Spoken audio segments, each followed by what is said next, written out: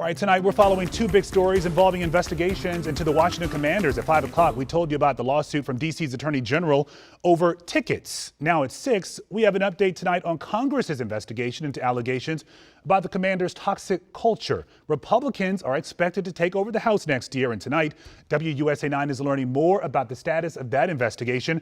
And you know, with so much Commanders news going on today, you know we had to bring in our go-to guy, Sports Director Darren Haynes. And D, so what happens now? What are you learning about this? Well, Zoe, I have this email right here, and it's from the incoming Republican chairman of the House Oversight Committee, James Comer, that says, quote, "It's over," referring to the investigation into Dan Snyder and the Washington Commanders' toxic workplace culture.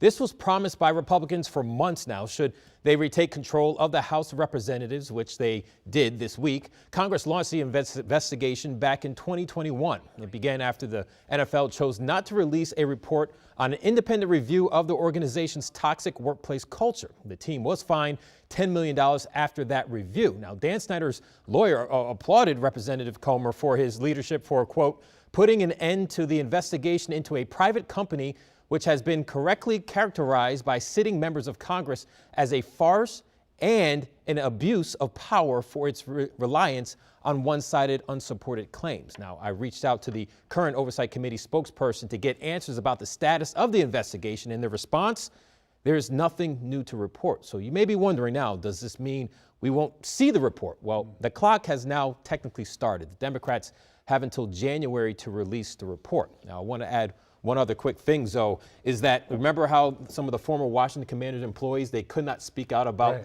or could not testify because they signed a non-disclosure agreement? Well, that's a thing of the past. The House just passed the Speak Out Act, a bipartisan bill which makes clear that survivors have a right to speak out about sexual harassment or assaults regardless of any pre-dispute agreement they sign. That act is now headed to the president's desk to be signed. Wow, this changes a lot. Yes. But we know that this investigation in Congress, that may change, but a lot of other investigations still underway into this team. So. Absolutely. You still have the Mary Jo White investigation going on. Yeah, and DC's Attorney General as well. Correct. All right, Dee, thank you.